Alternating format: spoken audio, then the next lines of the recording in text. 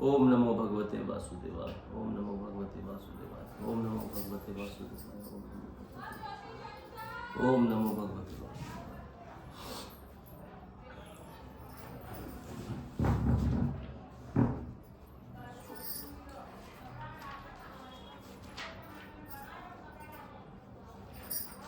कल हमने चतुर्थ अध्याय पढ़ा, जिसमें महर्षि व्यास जी का संतोष जाहिर हुआ, जिसका समाधान नारद जी द्वारा किया गया। अब हम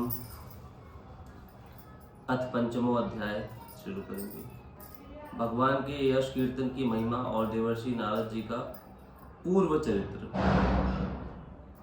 सूत उवाच। सूत जी कहते हैं, अथत सुखमासीन उपासीन बृहच्छवा देवर्षि प्राय विप्रयी वीणा पड़ी समन्वय। अर्थात सूत जी कहते हैं, तदंतर सुखपूर्वक बैठे हुए वीणा पाणी परम यशस्वी नारद देवर्षि नारद मुस्कुराकर अपने ही पास बैठे ब्रह्मर्षि व्यास जी ने कहा। नारद जी कहते हैं, पराशर्य महाभाग भवत कचिदात्मा परितुष्यति शरीर आत्मा मानस एव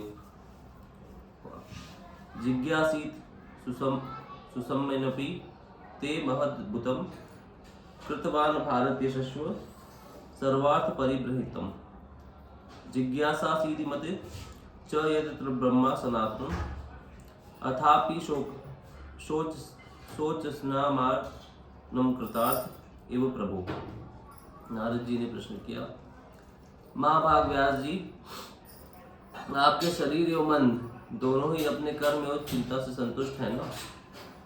शरीर और मन दोनों ही अपने चिंतन से संतुष्ट है ना? अवश्य ही आपकी जिज्ञासा तो भलीभांति पूर्ण हो गई है, क्योंकि आपने तो यह महाभारत की रचना की। वह बड़ी अद्भुत है। वह धर्म आदि सभी पुरुषार्थों से परिपूर्ण है। सनातन ब्रह्म तत्व को भी आपने खूब विचारा है और जान भी लिया है। फिर भी प्रभु, आप आकृतार्थ पुरुष के समान अपने विषय में शोक क्यों कर रहे हैं? व्यास जी ने कहा, आपने मेरे विषय में जो कुछ कहा है वह सब ठीक है। वैसा होने पर भी मेरा हृदय संतुष्ट नहीं है। पता नहीं इसका क्या कारण है। आपका ज्ञान अगाध है। आप साक्षात ब्रह्मा जी के मानस पुत्र हैं, इसलिए मैं आपसे ही इसका कारण पूछता हूँ। नारद जी, आप समस्त गोपनीय रहस्यों को जानते हैं। ये कौन पूछ रहा है? ये व्यास जी पूछ रहे हैं नारद जी से, कि जो अभी भी हृदय में शांति होनी चाहिए वो नहीं है। और नारद जी ब्रह्मा जी के मानस पुत्र हैं, तो उनसे इसका कारण पूछ रहे हैं। इसके अलावा नारद जी गोपनीय रहस्यों को भी जानने वाले हैं, क्योंकि आपने उन पुराण पुरुष की उपासना की है जो प्रकृति पुरुष दोनों के स्वामी हैं और असंग रहते हुए ही अपने संकल्प मात्र से गुणों के द्वारा संसार की सृष्टि स्थिति और प्रलय करते रहते हैं। मतलब संसार की सृजन, पालन और संहार।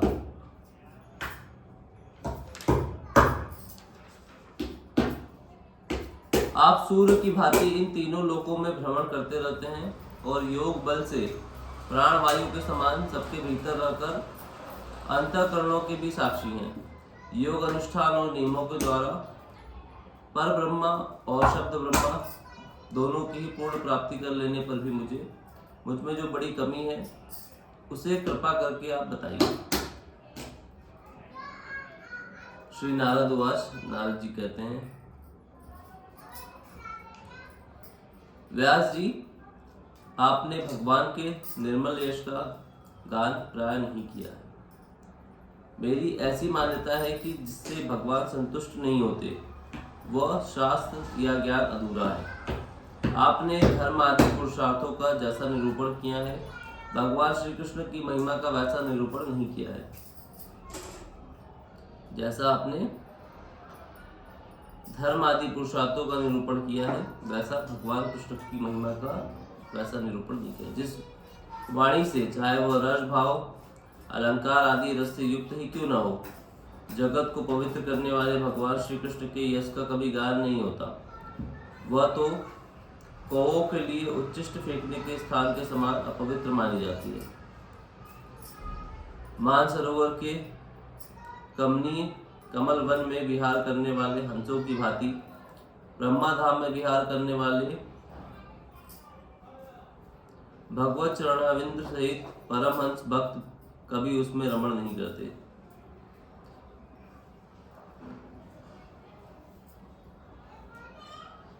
इसके विपरीत, जिसमें सुंदर रचना भी नहीं है और जो दूसरे शब्दों से भी युक्त है, परंतु जिसका प्रत्येक श्लोक भगवान के श्रेयस सूचक नामों से युक्त है, वह वाणी लोगों के सारे पापों का नाश कर देती है।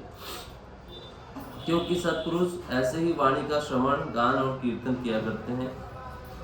वह निर्मल ज्ञान जो मोक्ष की प्राप्ति का साक्षात साधन है, यदि भगवान की भक्ति से रहित हो तो उससे उतनी शोभा नहीं होती।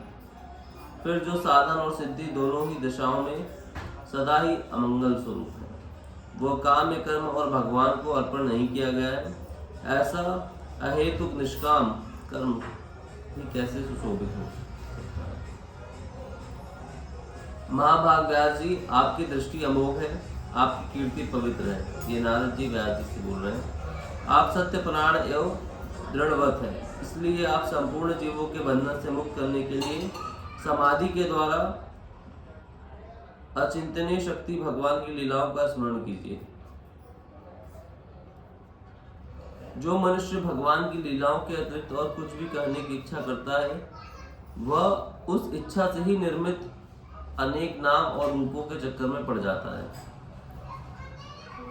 जो मनुष्य भगवान की लीलाओं के अतिरिक्त और कुछ कहने की इच्छा करता है, वह उस इच्छा से ही निर्मित अनेक नाम और रूपों के चक्कर में पड़ जाता है। उसकी बुद्धि भेदभाव से भर जाती है। जैसे कि इंसान भगवान में भी भाव करने लगता है कि शंकर जी अलग हैं, हनुमान जी अलग हैं, राम जी अलग हैं, जबकि तत्व एक ही है। जैसे हवाओं के झकझोरों से डगमगाती हुई डोंगी को कहीं भी ठहरने और स्थान नहीं मिलता, वैसे ही उसकी चंचल बुद्धि कहीं भी स्थिर नहीं हो पाती है। संसारी लोग स्वभाव से ही विषयों में फंसे हुए हैं। धर्म के नाम पर आपने उन्हें निंदित पशु हिंसा युक्त सकाम कम करने की आज्ञा दे दी है। यह बहुत ही उल्टी बात हुई, क्योंकि मूर्ख लोग आपके वचनों से पूर्वोक्त निंदित कर्म को ही धर्म मानकर यही मुख्य धर्म है ऐसा निश्चय करके उसका निषेध करने वाले वचनों को ठीक से नहीं मानते। भगवान अनंत है। कोई विचारवान ज्ञानी पुरुष संसार की ओर से निवृत्त होकर उनके स्वरूपभूत परमानंद का अनुभव कर सकता है। अतः जो लोग पारमार्थिक बुद्धि से रहित है और गुणों के द्वारा नचाए जा रहे हैं, उनके कल्याण के लिए ही आपने भगवान की लीलाओं का सर्वसाधारण के हित की दृष्टि से वर्णन कीजिए। जो मनुष्य अपने धर्म का परित्याग करके भगवान के चरण कमलों का भजन सेवन करता है, भजन परिपक्व हो जाने की तो बात ही क्या, यदि इससे पूरी उसका भजन छूट जाए तो क्या कहीं भी उसका कोई अमंगल हो सकता है? ये पूछ रही है। अगर कोई व्यक्ति भगवान के चरण कमलों का भजन सेवन करता है, तब भगवान की पूजा अर्चना करता है, नाम जप करता है और भजन परिपक्व नहीं हो पाता, उससे पहले ही उसका भजन छूट जाता है, तो क्या उसका कोई अमंगल होगा? परंतु जो भगवान का भजन नहीं करते और केवल स्वधर्म का पालन करते हैं, उन्हें कौन सा लाभ प्राप्त होगा? यहाँ दो बातें कही गई है। एक कि आपने भगवान का भजन करा पर भजन आपका परिपूर्ण नहीं हो पाया और कुछ आपका भजन छूट गया, तो क्या आपका मंगल होगा? दूसरा, जो भगवान का भजन नहीं करते और केवल स्वधर्म का, अपने धर्म का पालन करते, उनको क्या लाभ मिलेगा? बुद्धिमान मनुष्य को चाहिए कि वह उसी वस्तु की प्राप्ति के लिए प्रयत्न करे जो तिनके से लेकर ब्रह्मा पर्यंत समस्त ऊंची नीची योनियों में कर्मों के फलस्वरूप आने जाने पर भी स्वयं प्राप्त नहीं होती। संसार के विषय सुख तो जैसे बिना चेष्टा के दुख मिलते, वैसे ही कर्म के फलस्वरूप अचिंत त्यागति समय के फेर से सबको सर्वत्र स्वभाव से ही मिल जाते हैं। जैसे सुख और दुख आपको बिना किसी चेष्टा के मिलते हैं। दुख भी आपको मिलता है, इसी प्रकार कर्म के फलस्वरूप आपको सुख भी मिलता है। अगर आपने कुछ नहीं भी करा है तो भी आपको जो मिलना है वो मिल जाएगा आपके प्रारब्ध अनुसार। व्यास जी, जो भगवान श्री कृष्ण के चरणाविंद का सेवक है वह भजन न करने वाले कर्मी मनुष्य के समान देवात कभी बुरा भाव हो जाने पर भी जन्म मृत्यु के संसार में नहीं आता। जो भगवान के भजन करते हैं उनसे अगर कभी कुछ गलती हो भी जाए तो भी वो जन्म मृत्यु में संसार में नहीं आता। वो भगवान के चरण कमलों के आलिंगन का स्मरण करके फिर उसे छोड़ना नहीं चाहता। उसे रस का चस्का लग चुका होता है। जिसके जगत की उत्पत्ति स्थिति और प्रलय होते हैं वे भगवान ही इस विश्व के रूप में भी है। भगवान ही विश्व रूप धारण किए, ऐसा होने पर भी वे इससे विलक्षण है। धारण किए हैं फिर भी वो इससे अलग है। इस बात को आप स्वयं जानते हैं, तथापि मैंने आपको संकेत मात्र कर दिया है। व्यास जी, आपकी दृष्टि अमोघ है। आप इस बात को जानिए कि आप पुरुषोत्तम भगवान के कला अवतार हैं। आपने अजन्मा होकर भी जगत के कल्याण के लिए जन्म ग्रहण किया है, इसलिए आप विशेष रूप से भगवान की लीलाओं का कीर्तन कीजिए। ये नारद जी बोल रहे हैं राज्य से। विद्वानों ने इस बात का निरूपण किया है कि मनुष्य की तपस्या, वेद अध्ययन, यज्ञ अनुष्ठान, स्वाध्याय, ज्ञान और दान का एकमात्र प्रयोजन यही है कि पुण्य कीर्ति श्री कृष्ण के गुणों और लीलाओं का वर्णन किया जाए। मुने, पिछले कल्प में आपने पूर्व जीवन में वेदवादी ब्राह्मणों की एक दासी का लड़का था। व्यास जी पिछले जन्म में वेदवादी ब्राह्मण की एक दासी के लड़के थे। वे योगी वर्षा ऋतु में एक स्थान पर चातुर्मास कर रहे थे। बचपन में ही मैं उनकी सेवा में नियुक्त कर दिया गया। मैं यद्यपि बालक था फिर भी किसी प्रकार की चंचलता नहीं करता था, जितेंद्रिय था, खेल कूद से दूर रहता था और आज्ञा अनुसार उनकी सेवा करता था। मैं बोलता भी बहुत कम था। मेरे शील स्वभाव को देखकर समदर्शी मुनियों ने मुझ पर सेवक पर अत्यंत अनुग्रह किया। उनकी अनुमति प्राप्त करके बर्तनों में लगा हुआ प्रसाद में एक बार में खा लिया करता था। इससे मेरे पाप धुल गए। इसी प्रकार उनकी सेवा करते करते मेरा हृदय शुद्ध हो गया और वे लोग जैसा भजन पूजन करते थे उसी में मेरी भी रुचि हो गई। ये नारद जी बता रहे हैं अपने पूर्व जन्म की कहानी। प्यारे व्यास जी, उस सत्संग में लीला गान परायण महात्माओं के अनुग्रह से मैं प्रतिदिन श्री कृष्ण की मनोहर कथाएं सुना करता था। श्रद्धा पूर्वक एक एक पद श्रवण करते करते श्री कीर्ति भगवान में मेरी रुचि हो गई। महामुने, जब भगवान में मेरी रुचि हो गई तब उस मनोहर कीर्ति प्रभु में मेरी बुद्धि भी निश्चल हो गई।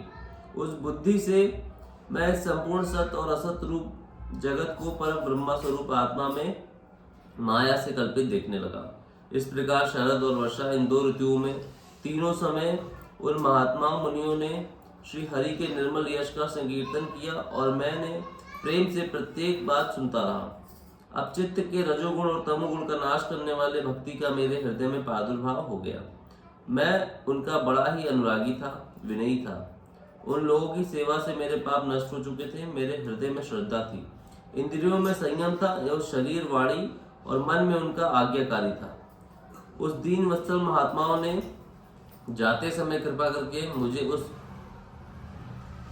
गुप्त ज्ञान का उपदेश किया जिसका उपदेश स्वयं भगवान ने अपने श्रीमुख से किया है।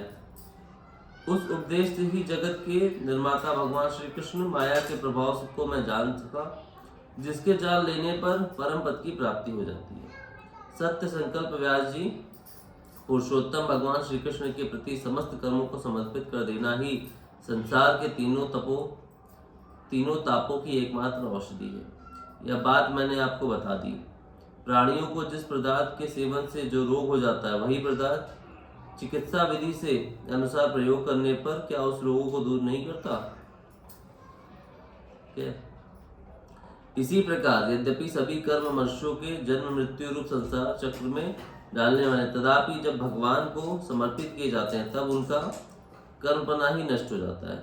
मतलब जिस चीज को खाने से आपको रोग होता है उसी चीज को अगर चिकित्सा विधि से शोध करके प्रयोग किया जाए तो उससे रोग दूर भी होते हैं। ठीक है।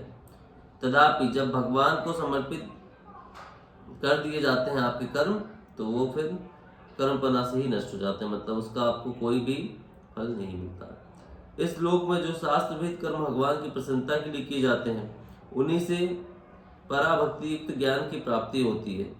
उस भगवत अर्थ कर्म के मार्ग में भगवान के अनुसार आचरण करते हुए लोग बार बार भगवान श्री कृष्ण के गुण और नामों का कीर्तन तथा स्मरण करते हैं। प्रभु, आप भगवान श्री वासुदेव को नमस्कार है, हम आपका ध्यान करते हैं।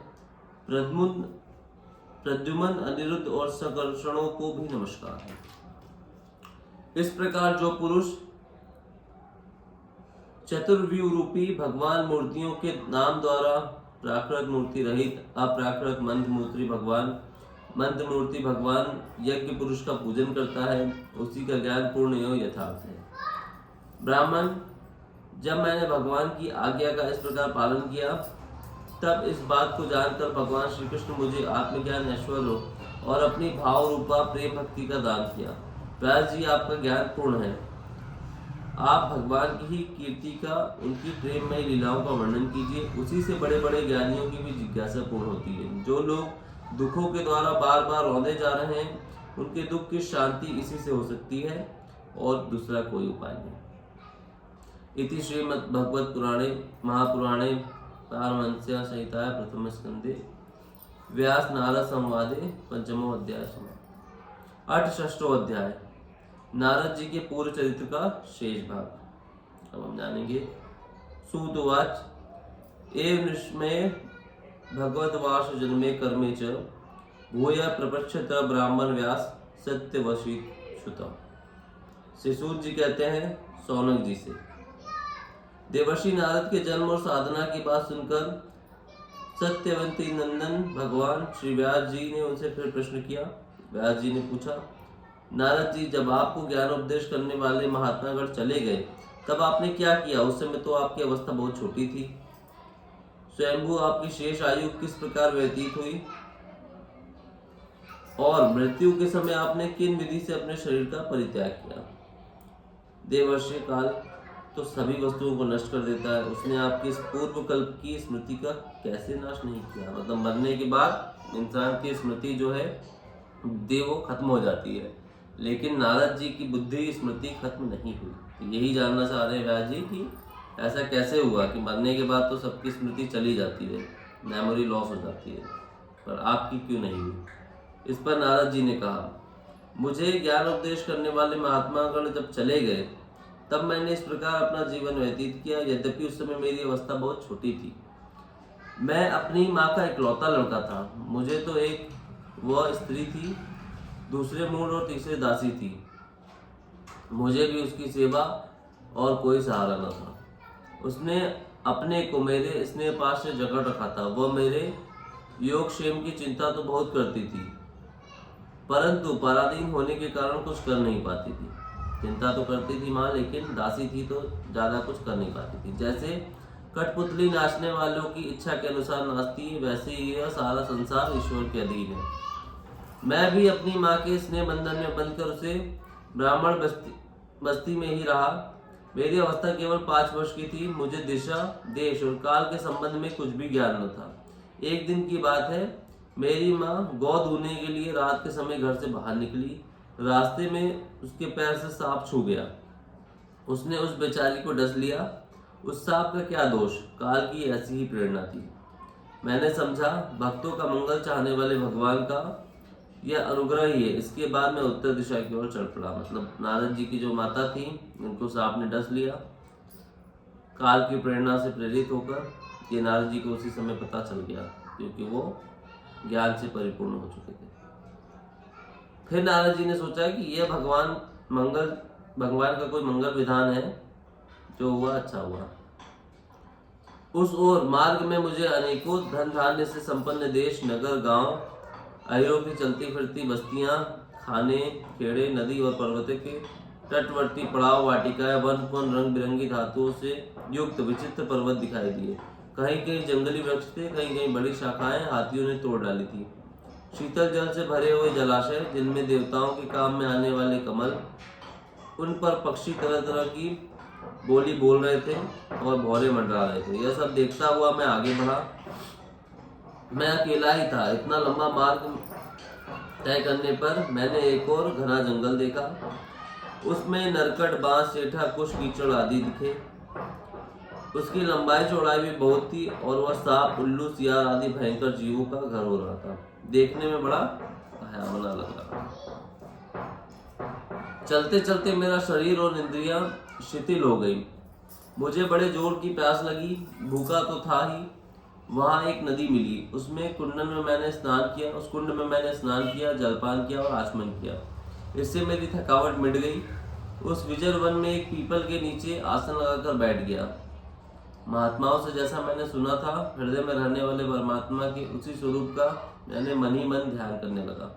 भक्ति भाव से वशीकृत चित्त द्वारा भगवान के चरण कमलों का ध्यान करते ही भगवान की प्राप्ति की उत्कट लालसा ने मेरे नेत्रों में आंसू छलकते आए और हृदय में धीरे धीरे भगवान प्रकट हो गए। व्यास जी, उस समय प्रेम भाव के अत्यंत उद्र से मेरा रोम रोम पुलकित हो उठा। हृदय अत्यंत शांत और शीतल हो गया। उस आनंद की बाढ़ में मैं ऐसा डूब गया कि मुझे अपना और ध्येय वस्तु तनिक भी भान न रहा। खुद का ही भान न रहा, मतलब खुद का ही होश न रहा। भगवान का वह अनिर्वचनीय रूप समस्त शोकों का नाश करने वाला और मन के लिए अत्यंत लुभावना था।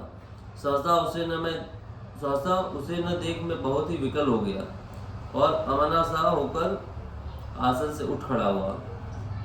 मैंने उस स्वरूप का दर्शन फिर करना चाहा। मतलब भगवान ने